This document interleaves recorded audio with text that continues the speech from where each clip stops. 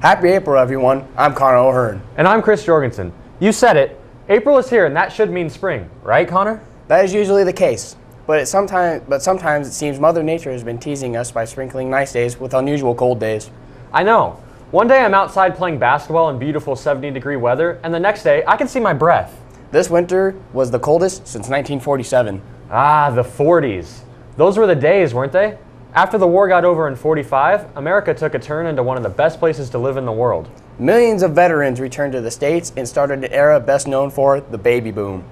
For those veterans who are still around today, the high school hosted a benefit to send them on an honor flight to the World War II Memorial in D.C. Jake Nillis got the story.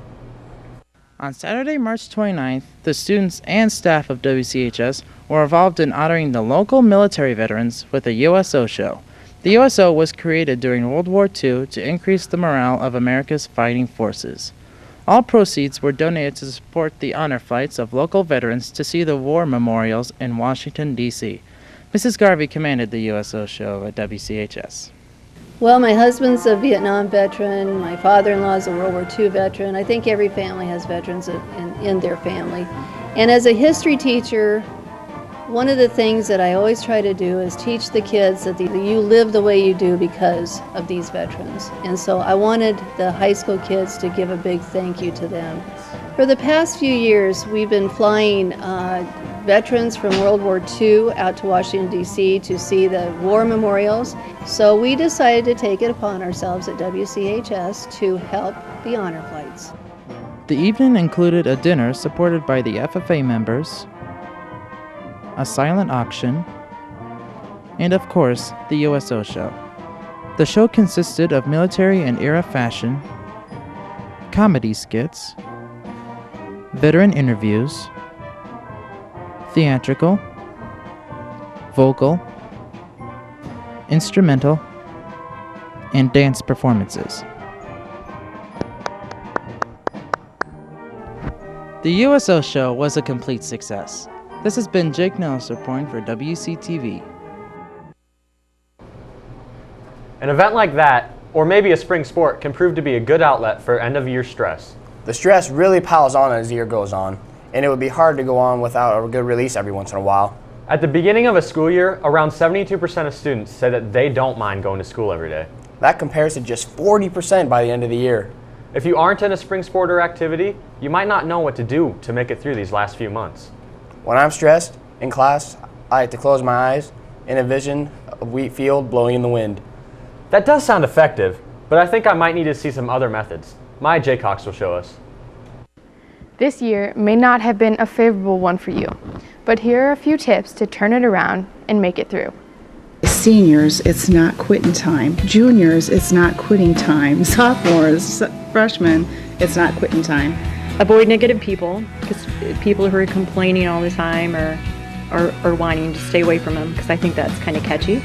So surround yourself with positive people who are fun and upbeat. Set aside time for play, set aside time for music and friends and family and work, but also find time for school. There's a lot left to do. Find balance. Carpe diem, seize the day. So make every day count. Like step outside of your comfort zone and do something different. I'm gonna find balance too, find time for friends and family and school. Keep everything in perspective.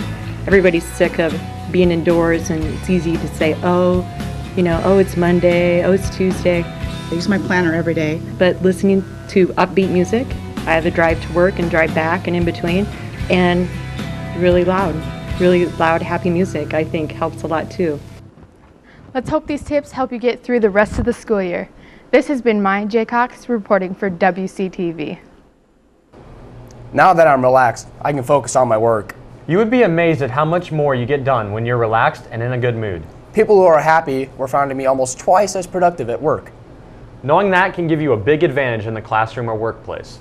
Before I take a test, I make sure I'm calm, cool, and collected. Maintaining your calm and keeping cool is important should a threat enter the school. As the Webster City Police Department showed us students what to do in the event that a danger were inside the school. After an assembly Tuesday, we went through drills on Thursday. When a threat is in the school, leaders need to step up and take charge. What exactly is a leader, Chris? A leader is defined in the dictionary as a person who leads or commands a group. More simply put, a leader is someone who can take charge. Some of WCHS's best leaders went to the annual Youth Summit hosted at the Trinity Lutheran Church on Friday, March 28th. Chris Anderson got an insider's look at what happened at the Youth Summit that Friday. Today on March 28th, students from South Hamilton, Northeast Hamilton, and Webster City got together for the 3rd annual Youth Summit meeting to discuss social concerns students in our community today are facing.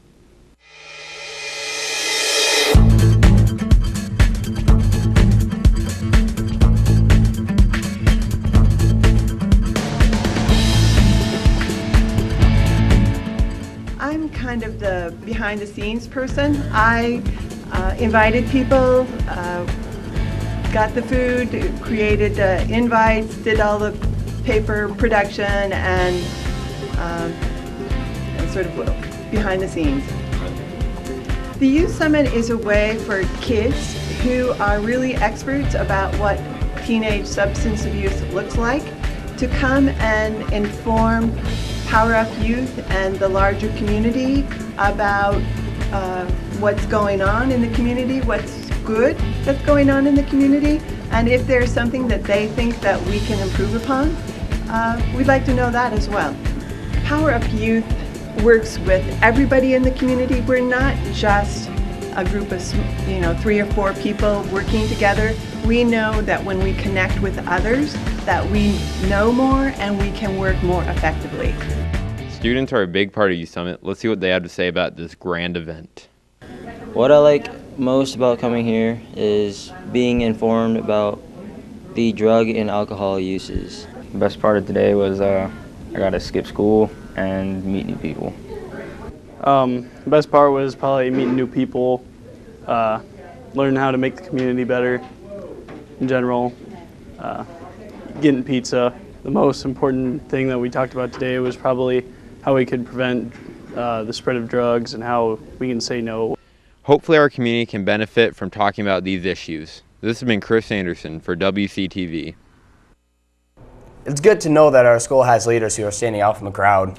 Hopefully they can work to solve some of our school's problems. I have confidence in them. I think it's about time to say goodbye for this week. I agree. This has been Connor O'Hearn and Chris Jorgensen for WCTV.